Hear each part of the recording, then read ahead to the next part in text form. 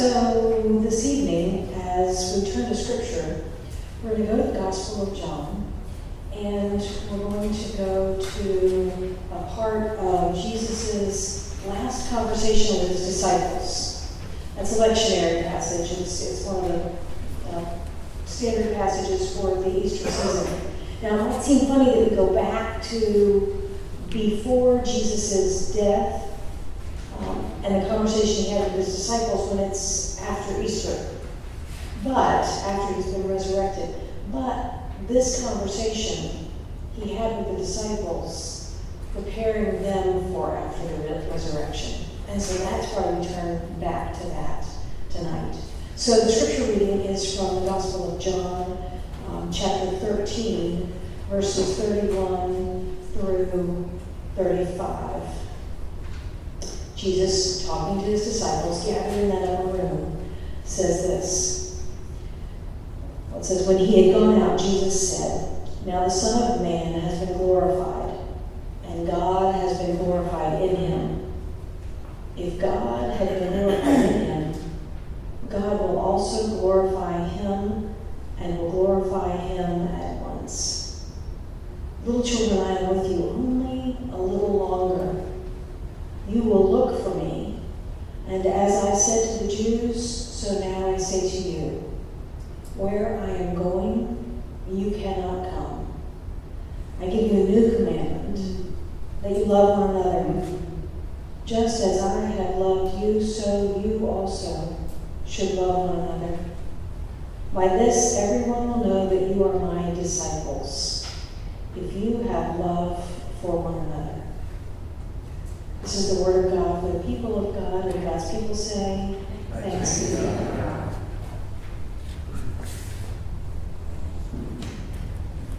So as I do every week in preparation for preaching, I invite you to pray for me this evening in sharing this message with you, and I pray for you that God will speak a word into your heart and life. Let's pray together.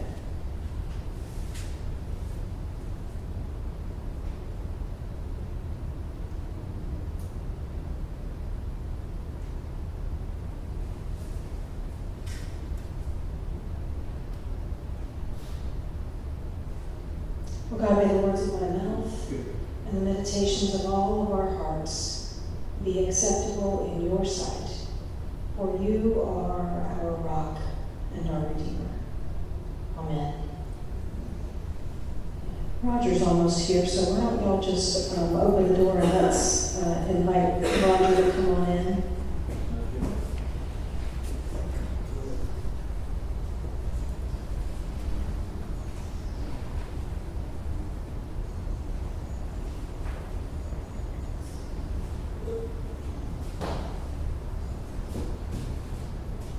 Welcome, Roger. Great to see you. I was just getting ready to start the sermon, and so I thought I would hang on and let you come on in. Glad to have you here.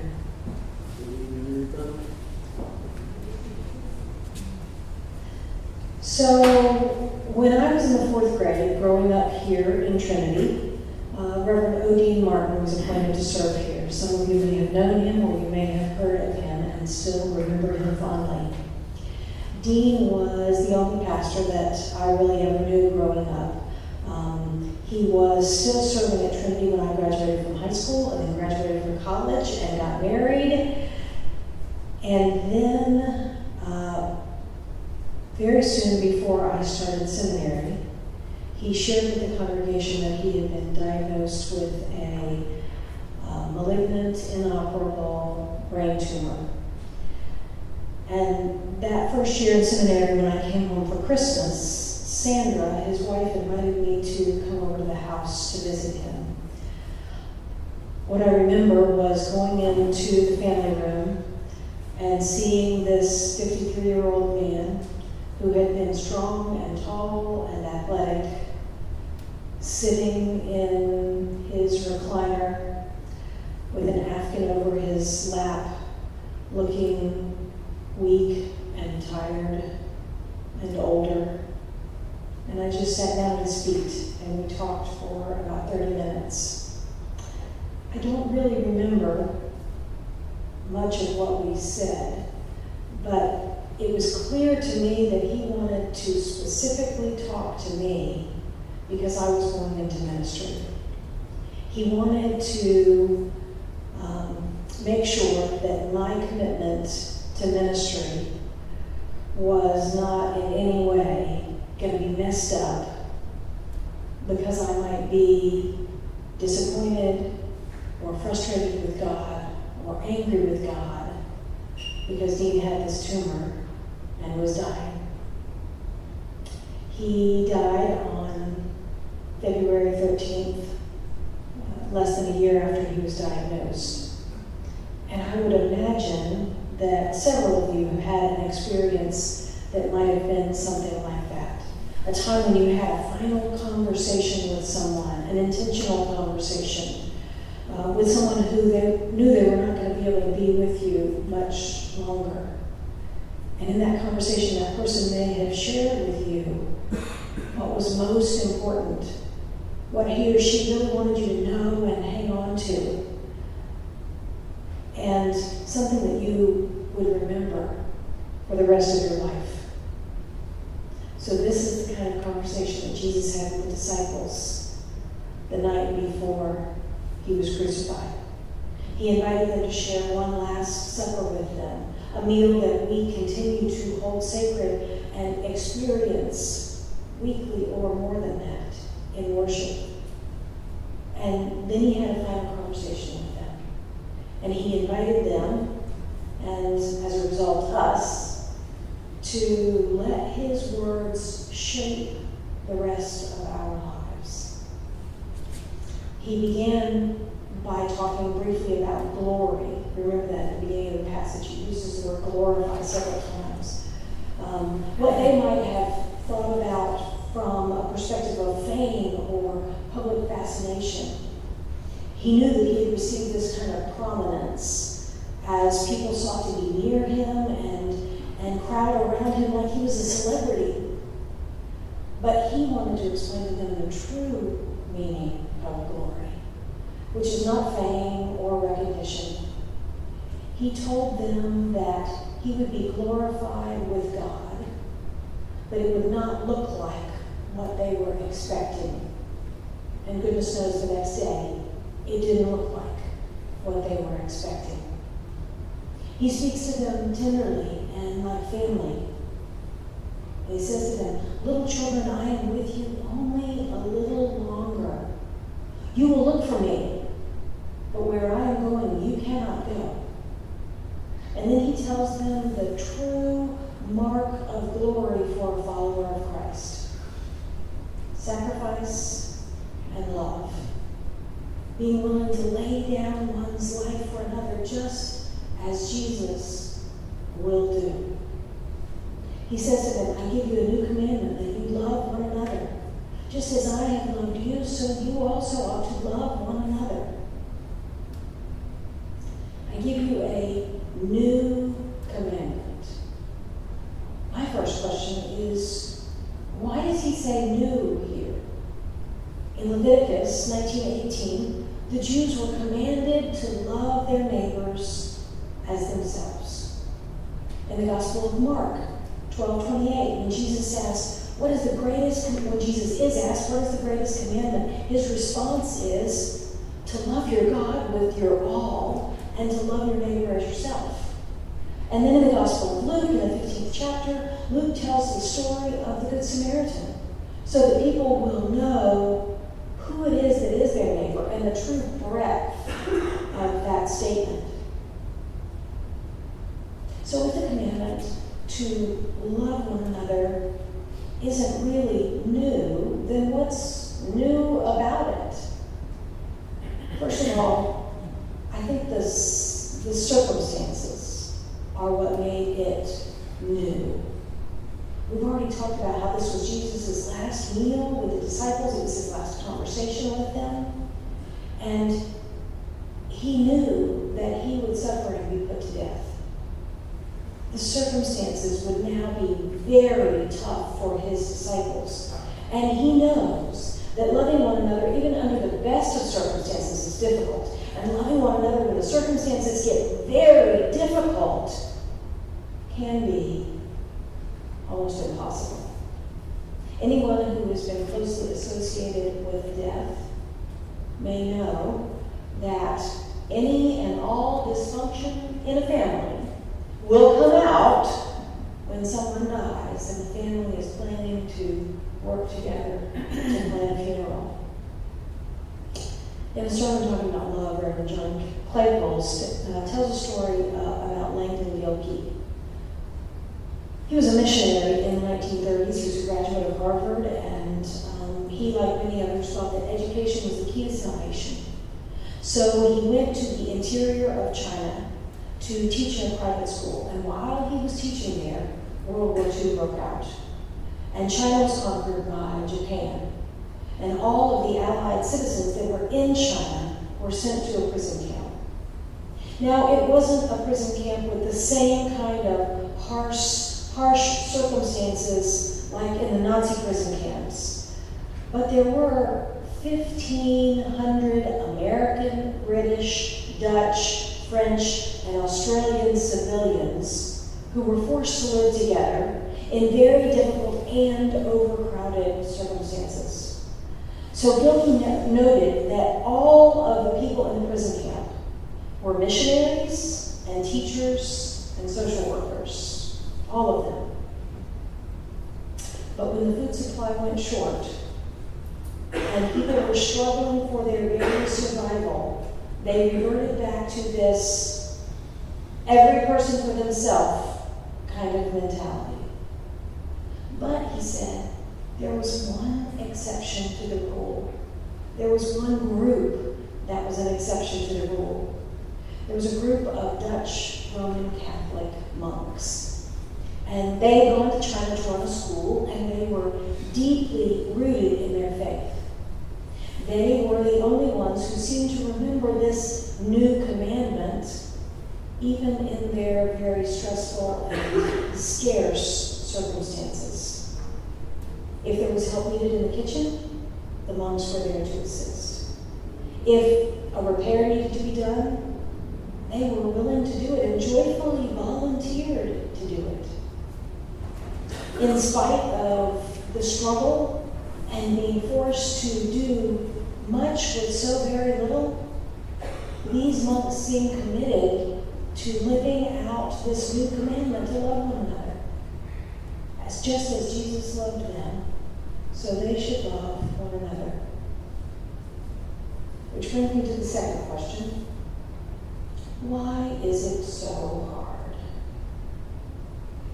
Why is it so hard for us to love as Jesus loved?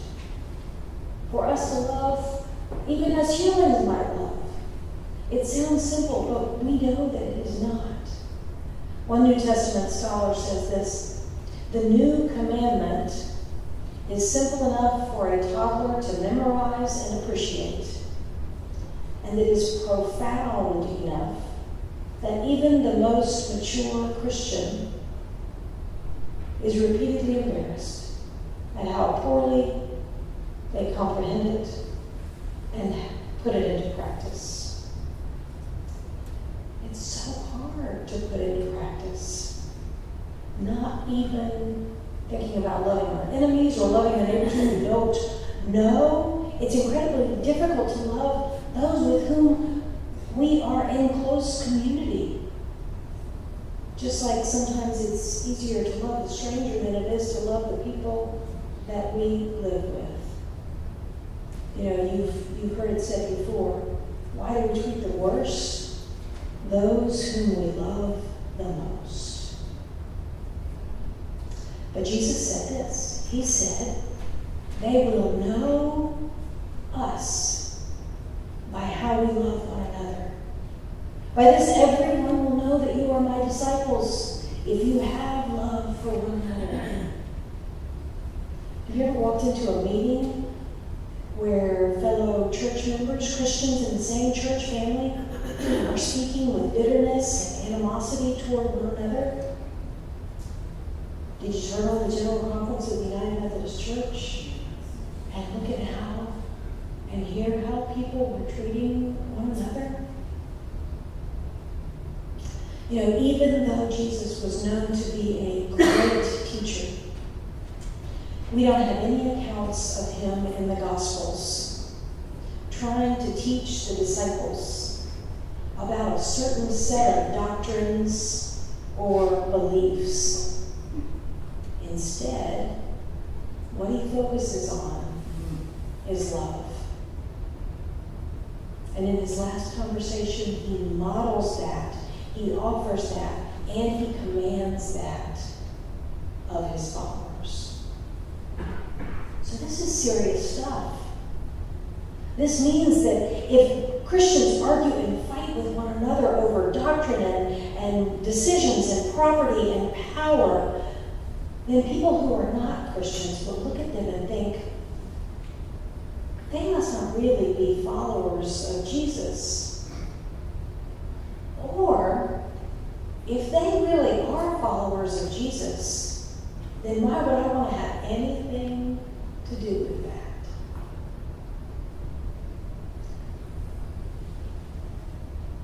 So on that last night, that last opportunity that Jesus has to have intentional and intimate conversation with his best friends and closest followers, he doesn't focus on what they are to believe, but instead on how they are to behave.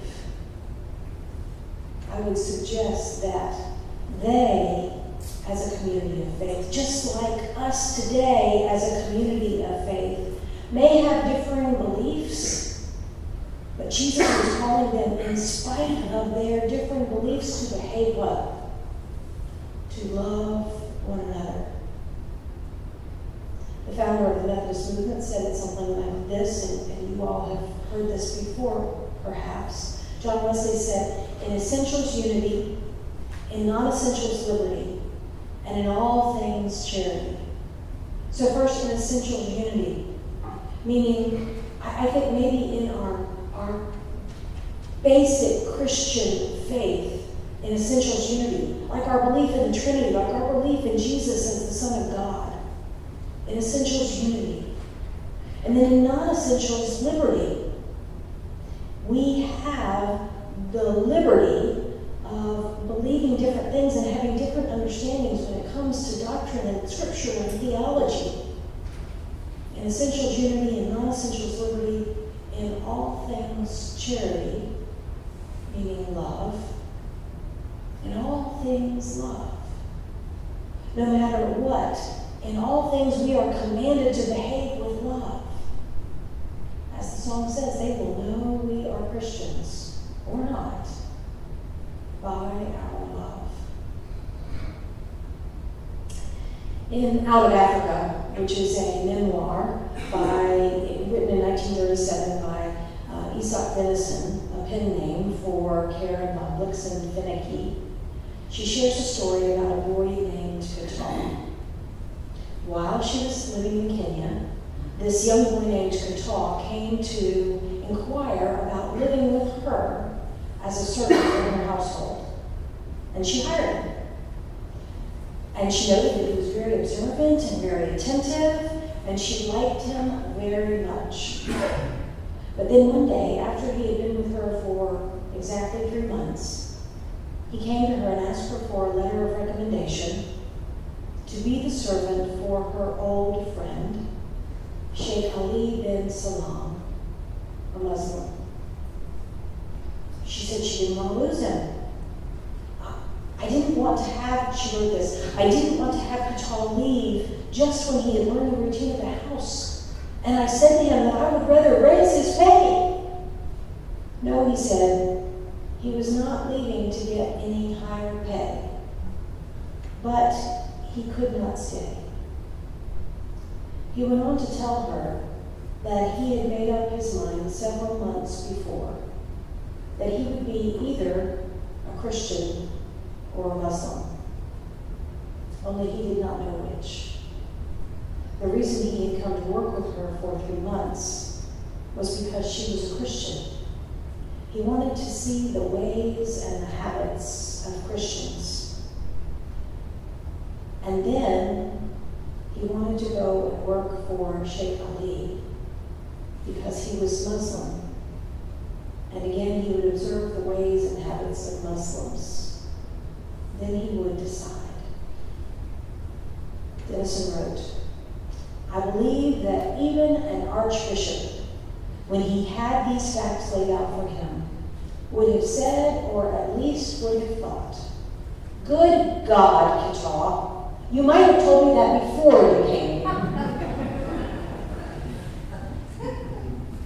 By this, everyone will know that you are my disciples, if you have love for one another. I give you this new commandment, that you love one another. Just as I have loved you, you also should love one another. Let's pray.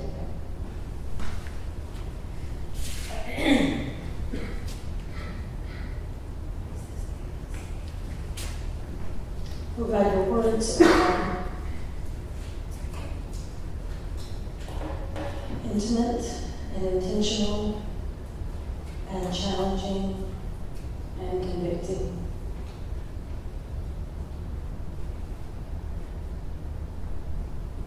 It is so difficult to love our enemies, neighbors who are strangers, and most significantly, often those with whom we are the closest, those with whom we live and work and share family and share life.